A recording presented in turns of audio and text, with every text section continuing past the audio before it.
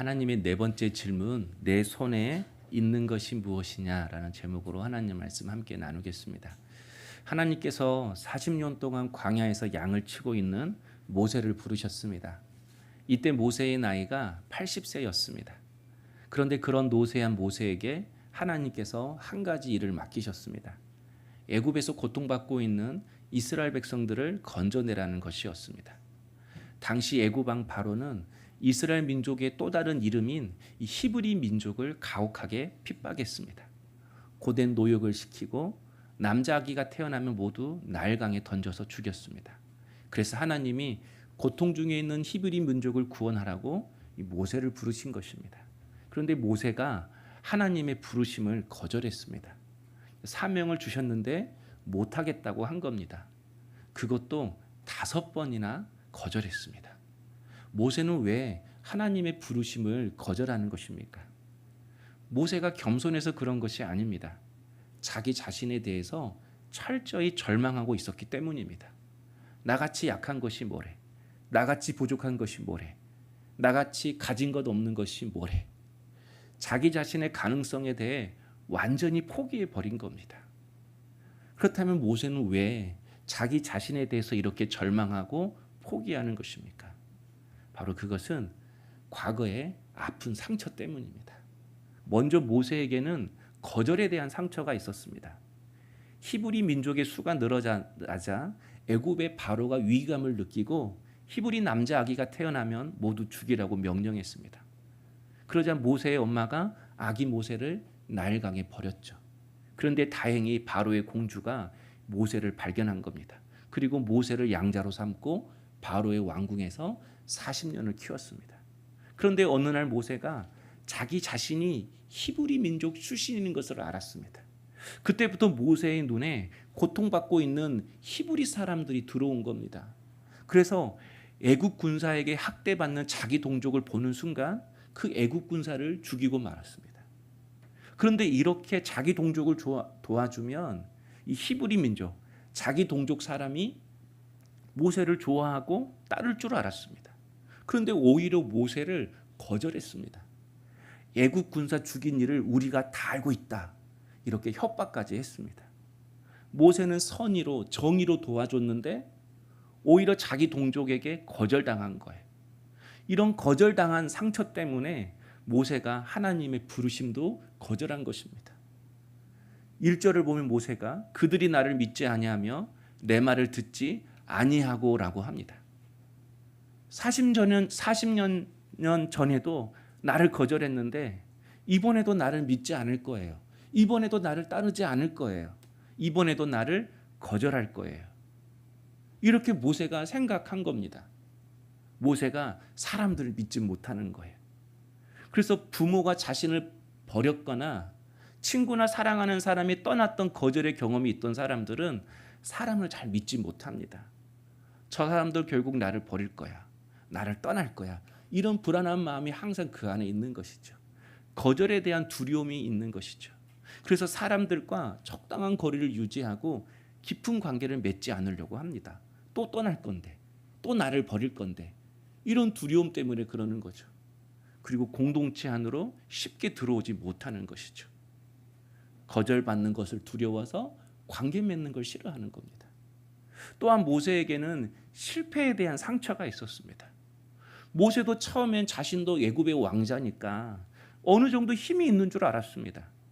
사도행전 7장 22절에 보면요, 모세가 애굽 사람의 모든 지혜를 배워 그의 말과 하는 일들이 능하더라라고 말씀을 합니다. 지식도 있었고 지혜도 있었고 그래서 일도 엄청 잘했대요. 리더로서 모든 자격을 갖췄다라는 겁니다. 이때 모세의 나이가 대략 40세 정도입니다. 지식도 있고 지혜도 있고 일도 잘하고 게다가 40대 젊은 나이여서 힘도 있어요. 그러니까 40세의 모세는 가장 자신감이 넘치는 나이였습니다. 그런데 이렇게 능력이 있어도 자기 동족 하나 마음 얻지 못했습니다. 그리고 애굽 군사를 죽였다는 이 소식을 바로가 듣고 오히려 모세를 죽이려고 했습니다. 이 당시 왕자가 실수로 군사 한 명 죽이는 게 무슨 큰일이겠습니까? 그런데 바로가 모세를 이렇게 죽이려고 했다라는 것은 모세를 왕자로 인정하지 않았다라는 거예요. 그 속에는 왕궁에 모세 편이 하나도 없었다라는 거예요. 그래서 모세가 어떻게 하죠? 자신을 죽이려고 하는 바로를 피해서 미디안 광야로 도망쳤습니다. 그리고 그 광야에서 40년 동안 양만 치며 살았습니다. 마음만 먹으면 뭐든지 할 수 있다고 생각했는데, 내가 왕자니까, 능력 있고 똑똑하니까, 젊으니까, 계획만 하면 다 할 수 있다고 생각했는데, 가장 능력 있는 그때 가장 큰 인생의 실패를 한 겁니다. 이렇게 인생의 큰 실패를 경험한 사람은요, 되게 자기 자신을 믿지 못합니다. 사람에 대한 거절에 있는 상처가 있는 사람은 다른 사람을 믿지 못하고요, 인생의 큰 실패를 경험한 사람은 자기를 믿지 못하는 겁니다. 실패에 대한 두려움 때문에 나는 노력해도 안 돼, 나는 열심히 해도 안 돼, 나는 뭘 해도 안 돼, 결국은 안 되고 망할 거야, 이런 생각이 그를 사로잡고 있는 것이죠. 그래서 10절에 보면 모세가 하나님 앞에 이렇게 말을 해요. 나는 원래 말을 잘 못합니다. 나는 혀가 뻣뻣하고 둔한 자입니다. 많은 사람들을 이끌려면 언변력도 있고 사람을 끄는 매력도 있고 리더십도 있어야 되는데, 지금은 말도 못하고 사람 만나는 것도 두렵고 자신감도 없다라는 거예요. 자기 자신이 완전 무능한 사람이 되었어요라고 하나님 앞에 말하고 있습니다. 성도 여러분, 하나님은 왜 이렇게 거절과 실패에 대한 상처 때문에 5번이나 못하겠다고 말하는 이 모세를 기어이 쓰시려는 그 이유가 무엇입니까?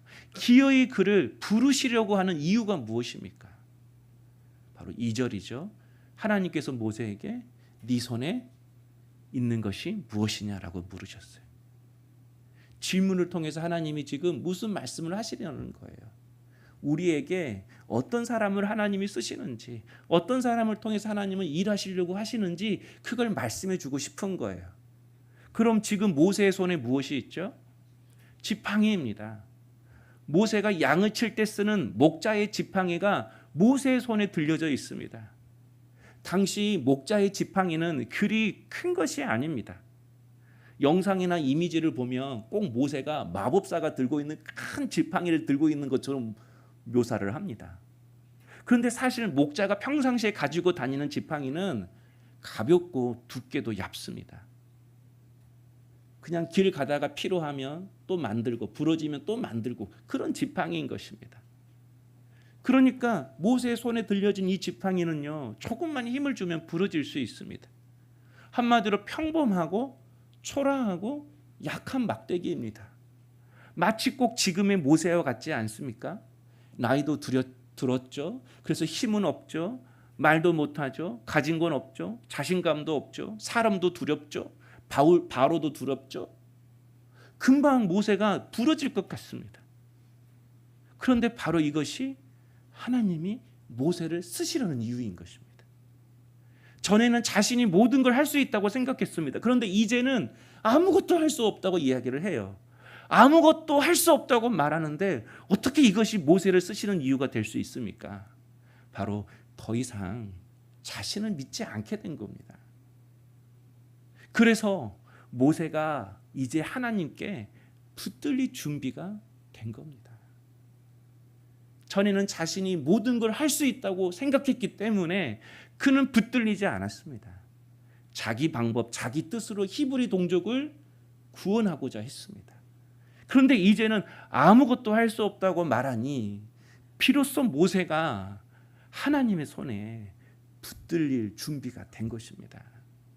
그러므로 하나님께서 모세에게 네 손에 있는 것이 무엇이냐라고 질문하신 것은 작고 초라한 막대기도 너의 손에 붙들리면 쓰임 받듯이 지팡이 같은 모세 너도 내 손에, 하나님 손에 붙들리면 쓰임 받을 수 있어. 이거 말씀하고 싶은 겁니다. 그래서 하나님이 모세에게 손에 있는 지팡이를 바닥에 던지라고 했습니다. 그랬더니 어떻게 되었죠? 지팡이가 뱀이 되었습니다. 그런데 하나님이 모세에게 그 뱀의 꼬리를 잡으래요. 사실 뱀의 꼬리를 잡는 것이 아니라 뱀은 머리를 잡아야 하죠. 꼬리를 잡으면 어떻게 되죠? 물리죠. 이게 상식입니다. 그런데 왜 하나님은 뱀의 꼬리를 잡으라고 한 걸까요? 뱀은 그 당시 애굽 사람들이 믿었던 애굽의 수호신입니다. 뱀이 허물을 벗잖아요. 그래서 뱀은 계속 영생한다고 생각했어요. 그러니까 뱀이 생명을 준다고 생각한 거죠. 그 또 하나는 뱀이 땅도 기어다니고 물도 기어다녀요. 그러니까 어느 곳에든 갈 수 있는 지혜가 있다고 생각했어요. 그래서 뱀은요, 생명을 주는 신이고 지혜를 주는 신이라고 생각을 했어요. 근데 이 뱀의 상징이 바로 바로를 가리킵니다. 이 뱀이 자기 대신 바로를 이 땅에 세웠다고 사람들은 생각하는 것이죠. 그러니까 지금 바로는 모세가 가장 두려워하는 사람입니다. 그런데 하나님의 손에 모세 네가 붙들리면 바로도 절대 너를 물지 못한다라고 말씀하는 거예요. 바로가 사람들에게 생명을 주고 지혜를 주는 것이 아니라 하나님이 생명을 주고 지혜를 주는데, 모세 네가 내 손에 붙들리면 너를 통해 내 생명을 흘러보낼 거야. 너를 통해 하나님의 일을 감당할 수 있도록 지혜를 줄 거야. 그 생명과 그 지혜와 그 능력 가지고 일할 때 절대로 바로가 너를 물지 못해. 우리도 마찬가지입니다. 하나님 손에 붙들리면 어떤 문제와 환경들도 우리를 절대 물 수 없다는 겁니다. 오히려 뱀이 물려고 하는 위기의 순간에도 모세가 뱀의 꼬리를 잡듯이 하나님께서 우리를 보호해 주시고 우리의 모든 환경을 통제하시고 오히려 문제를 풀고 우리의 삶의 문을 열어주시는 것입니다. 저는 여러분이 하나님의 손에 붙들리는 지팡이 같은 존재 되기를 원합니다. 생명은 하나님이 주십니다. 지혜도 하나님이 주십니다. 은혜도 하나님이 주십니다. 그 하나님 손에 붙들릴 때만이 나를 통해 그분의 생명과 은혜가 흘러가는 것입니다. 아론이 대제사장일 때 사람들이 다 무시했잖아요. 우리 민수기 볼 때. 근데 하나님께서 각 지파 가장 똑똑한 사람한테 각자 막대기 가지고 나오라고 했습니다. 근데 누구의 막대기만 거기에 싹이 나고 꽃이 피고 열매가 맺었죠? 아론의 지팡이였습니다. 사람들이 무시하는 아론. 막대기 생명이 없잖아요. 근데 아론의 지팡이에만 싹이 나고 꽃이 피고 열매가 맺었습니다. 하나님이 아론을 붙들고 있다는 거죠. 오늘 말씀은 하나님이 모세도 이렇게 붙드시겠다는 거죠. 하나님이 이렇게 우리도 붙드시겠다는 것이죠. 오늘 이 시간 하나님이 여러분에게 생명 주시기를 원하고 하나님 지혜 주시기를 소망합니다. 그래서 여러분, 나뭇가지에 앉은 새는 바람이 세게 불어서 나뭇가지가 부러질 정도로 흔들려도 놀라지 않는다고 해요.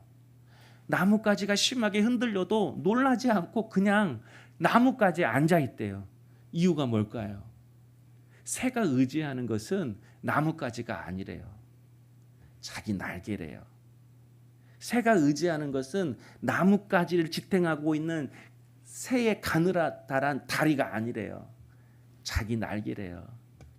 나뭇가지가 부러져도 언제든지 날 수 있는 날개가 있기 때문에 나뭇가지가 흔들려도 놀라지 않아요.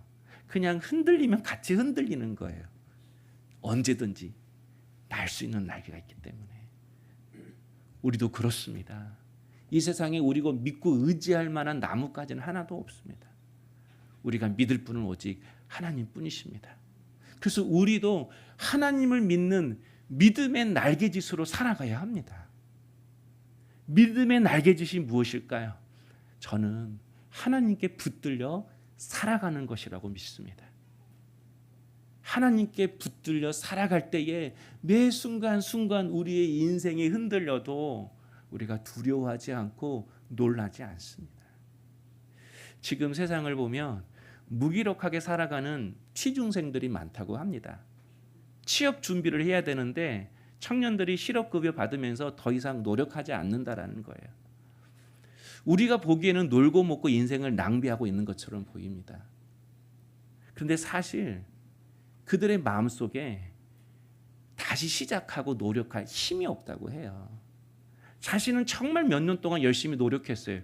근데 원하는 대학에 떨어졌어요. 원하는 직장에 떨어졌어요. 원하는 일이 되지 않았어요. 그때 이런 생각이 드는 거죠. 나는 정말 최선을 다했는데, 정말 열심을 다했는데 다른 사람들이 나보다 훨씬 월등한 거예요. 공부하는 유전자가 뛰어난 거예요. 또 나는 정말 열심히 들어가고 싶어서 노력했는데 내가 가고 싶은 것이 너무 높아요.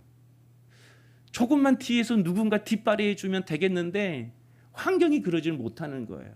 그런데 옆을 보니까 돈 많은 집에서 태어나서 부모의 뒷바라지 받은 그 친구들은 막 좋은 대학, 좋은 직장에 잘 들어가는 거예요. 내가 조금만 뒷바라지 받았으면, 조금만 내 형편이 좋았으면, 여러 개 학원 다니고 막 서울 가고 그런 여건이 되면 나도 할 수 있을 것 같은데 자기 환경이 너무 차이가 나는 거예요. 이 세상이 승자 독식의 세상인 거죠. 기울어진 운동과 같은 이 세상 속에서 노력만으로 안 된다는 걸 알게 되는 거예요.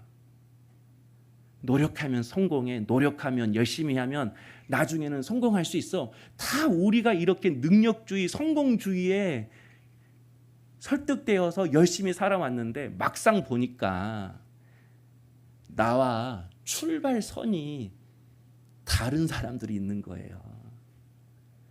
나는 똑같이 공정하다고, 똑같이 출발하다고 생각했는데 다른 애들은 나보다 50m, 30m 앞에서 좋은 환경에서 좋은 유전자 가지고 달리기 먼저 하는 거예요.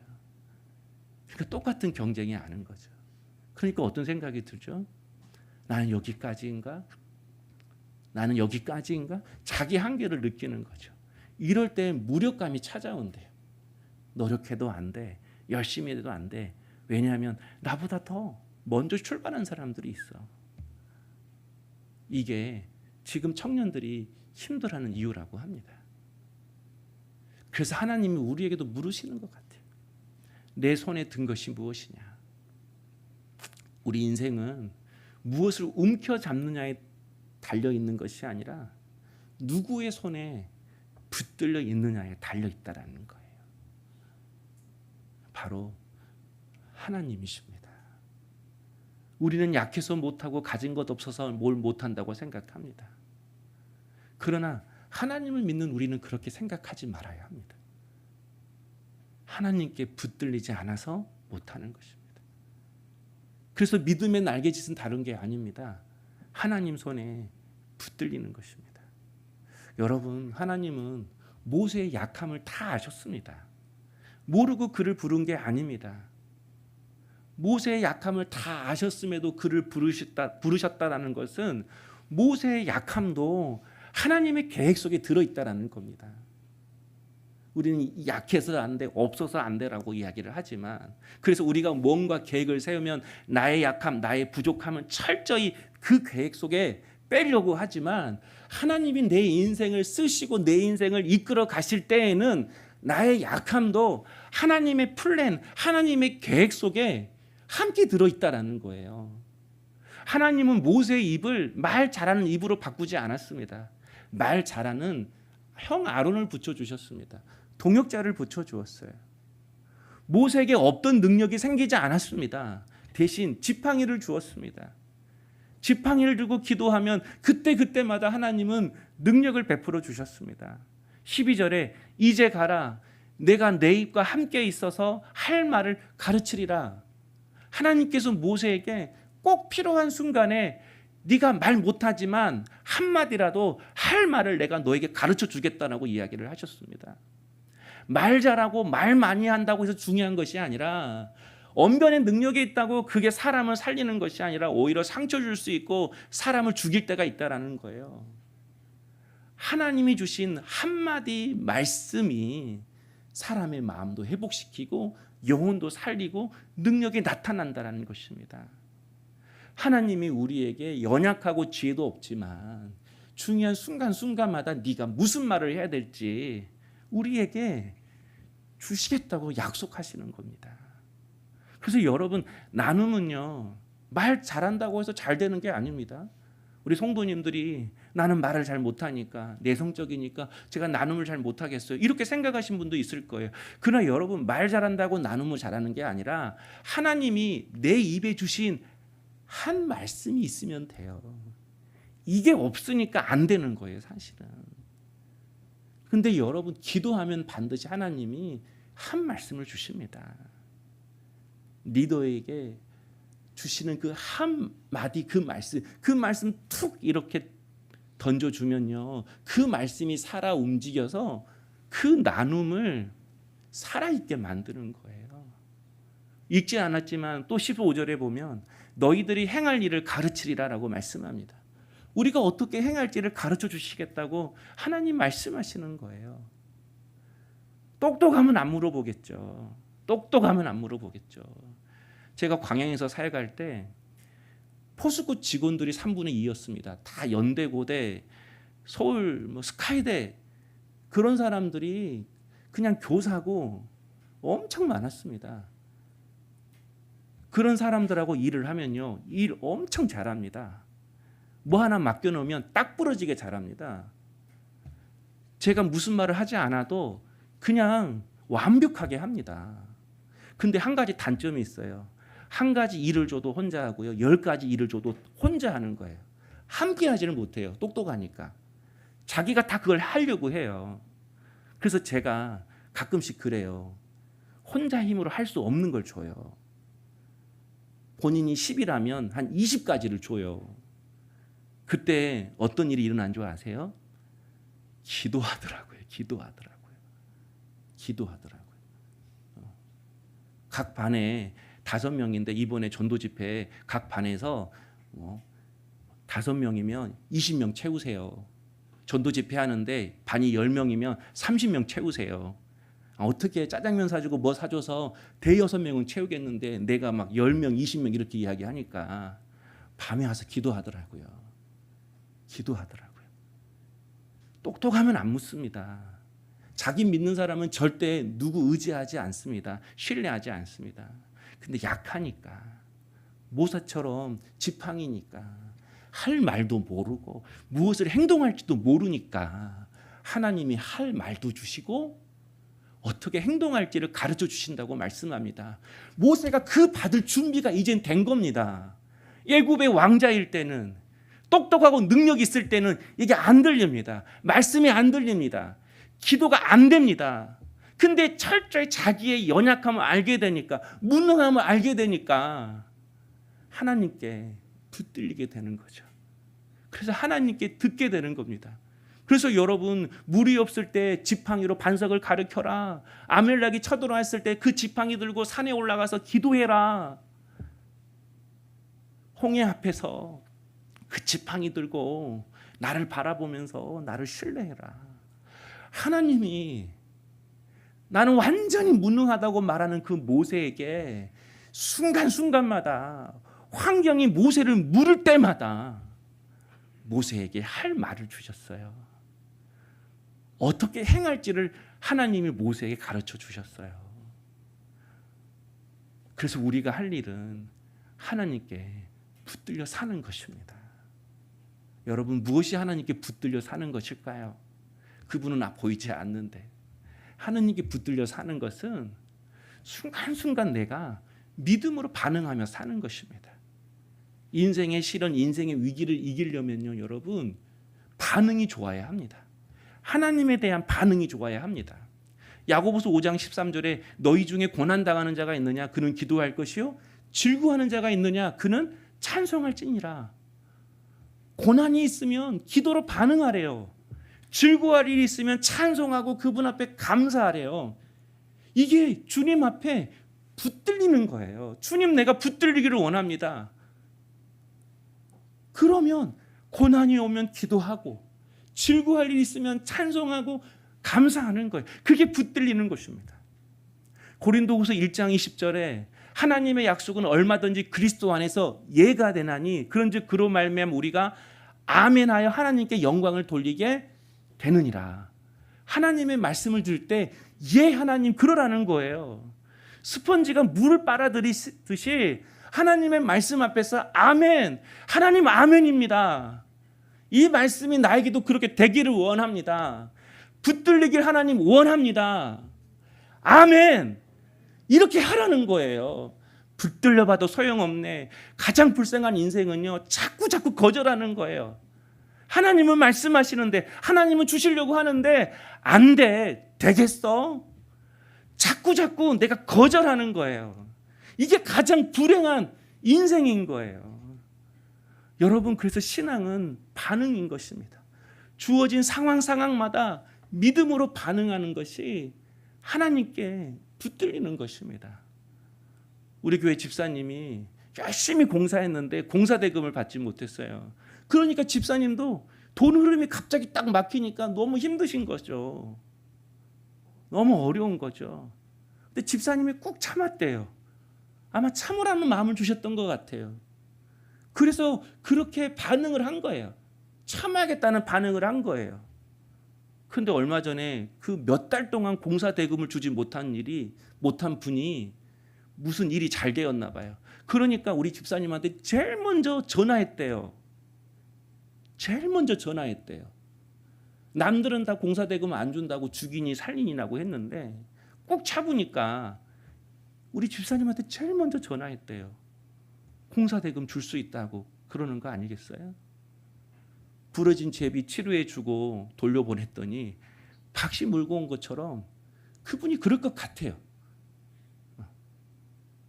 앞으로도 박씨 몇 번 물어다 줄 것 같아요. 그래서 여러분, 하나님이 주신 말씀, 하나님이 주신 감동, 여러분 거절하지 마세요.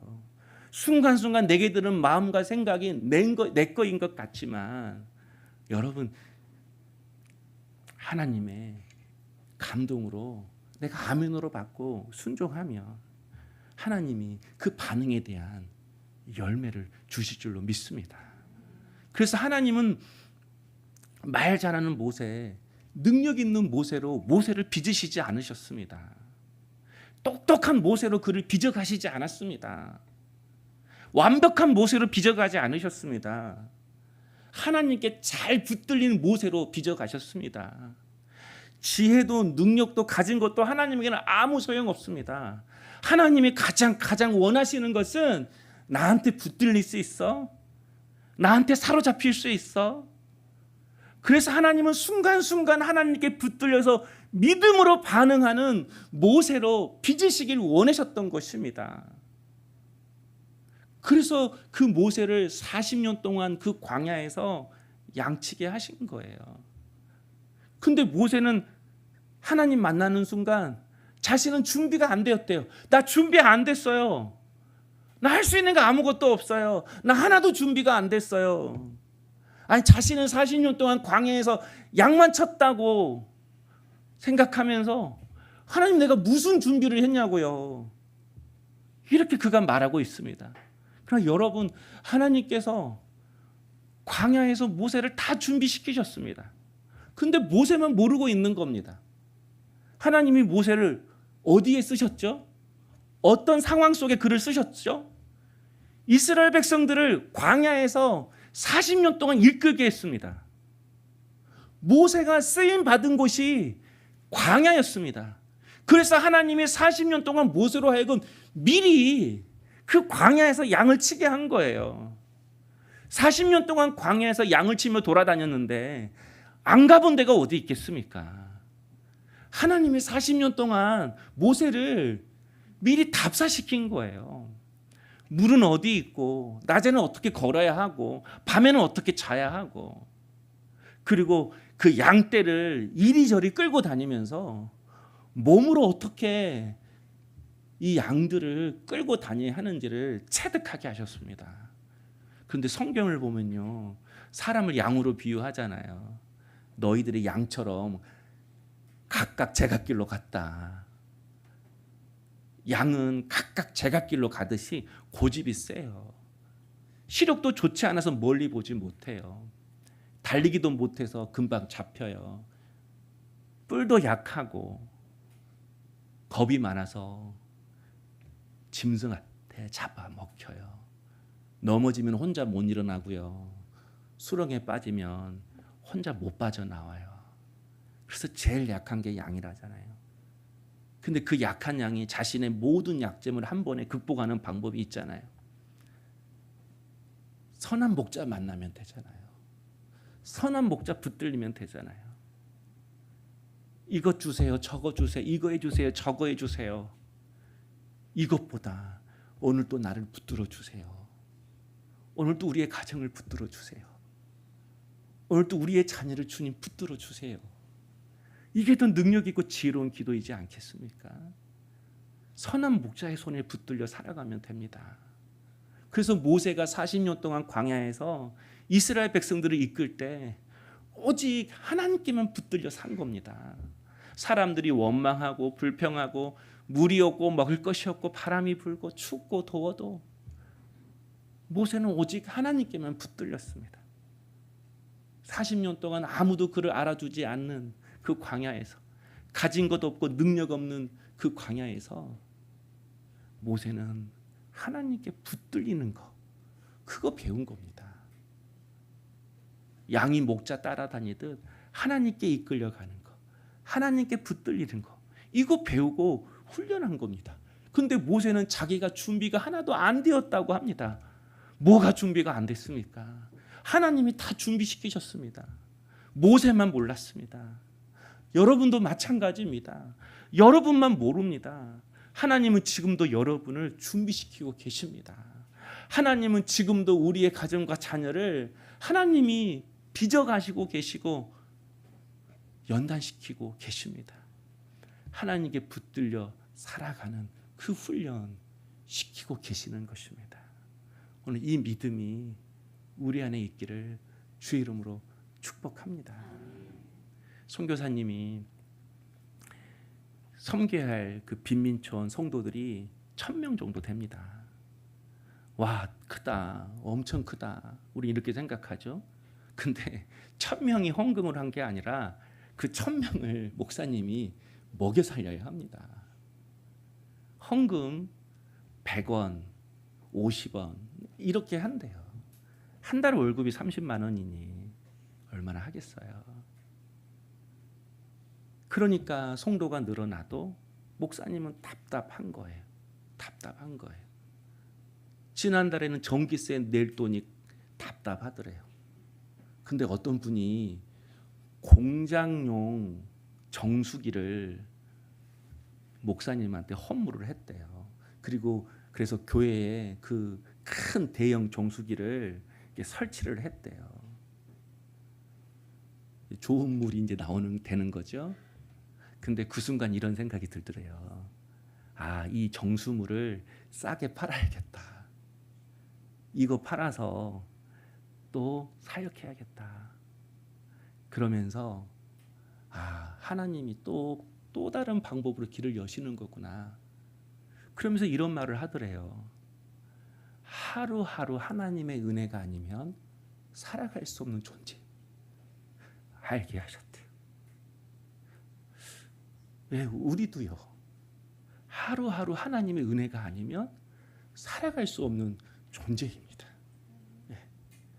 일주일 한 달치 우리가 쟁여놓고 살아가는 그런 존재가 아니라 정말 하루하루 하나님의 은혜 아니면 살아갈 수 없는 존재입니다.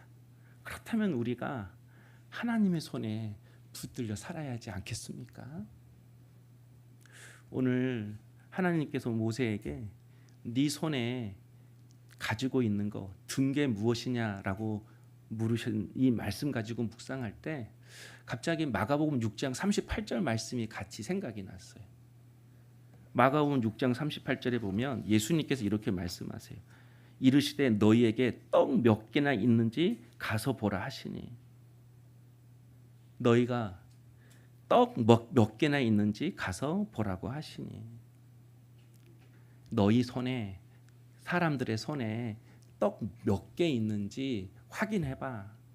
똑같은 말씀이죠. 지금 너희들 손에 든 것이 뭐냐?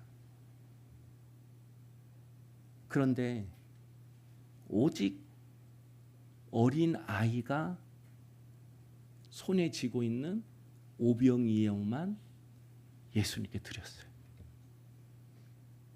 그 어린 아이가 가지고 온 그 물고기를 옵사리온이라고 합니다. 이 옵사리온이라는 이 고기라는 이 단어는 크기가 작고 살이 찢겨져서 그물에 걸려도 어부들이 그냥 내다버리는 고기입니다. 그러면 과부나 가난한 사람들, 고아가 그 옵사리온 고기를 주어서 그날 먹을 것을 해결합니다. 그러니까 이 도시락을 가져온 이 아이는 과부와 함께 사는 소년인 것입니다. 아버지가 없이 엄마가 힘들게 생계를 꾸려가는 그런 소년인 것입니다. 초라한 막대기 같은 소년이죠. 그런데 그 어린아이가 자기의 옵사리온을 주님께 드렸습니다. 작고 초라하고 찢겨진 옵사리온이지만 어린 소년은 그게 전부였습니다. 자신의 최선이었습니다. 그런데 하나님은요, 주님은요, 예수님은요, 그 옵사리온을 손에 들고 하나님 앞에 감사드렸습니다. 그리고 그 옵사리온을 통해서 5,000명을 먹이셨습니다. 주님은 비록 옵사리온 같은 존재라도 부끄러워하지 않고 자신을 하나님께 드린 자를 기뻐하시고 그를 붙잡아 주십니다. 우리도 옵사리온 같은 존재이지 않습니까? 몸도 마음도 약하고 믿음도 부족하고 그래서 주님 쓰시기에는 너무나도 부끄러운 존재이지 않습니까? 그러나 하나님은 옵사리온 같은 우리 자신이지만 그런 우리를 원하십니다. 그런 우리를 통해 역사하시길 원하시는 것입니다. 그러므로 하나님께 내가 붙들리는 것은 옵사리온 같은 나이지만 나를 하나님 앞에 온전히 내어드리는 것입니다. 내가 하나님께 붙들 때에 하나님은 나를 통하여 반석에서 물이 나오게 하시고 하늘에서 만나를 내려주시고 아말렉도 악한 원수도 이기게 하실 것입니다. 그러면 성도 여러분, 우리 하나님께 붙들려 사는 것을 아까워하지 마십시다. 누가 알아주지 않는 무명인이라 할지라도 하나님이 기억하시고 하나님께 쓰임받는 삶, 바로 그것이 하나님께 붙들려 살아가는 삶이 가장 복되고 영광스러운 삶임을 우리 기억하십시다. 녹슬어서 없어지는 삶이 아니라 쓰임받아서 우리 그냥 달아 없어지는 삶을 살아가십시다. 내 삶을 부끄러워하지 말고 우리 하나님 앞에 내 삶의 모든 것을 내어 맡기십시다. 하나님이 주시는 말씀과 감동을 우리 그때 믿음으로 반응하십시다. 그럴 때 하나님께서 나의 한숨을 찬양과 감사로 바꾸실 것입니다. 부끄러운 인생, 막대기같이 초라한 우리 인생을 우리 하나님께서 복되고 영광스러운 찬란스러운 삶으로 바꿔 주실 것입니다. 우리 기도하겠습니다.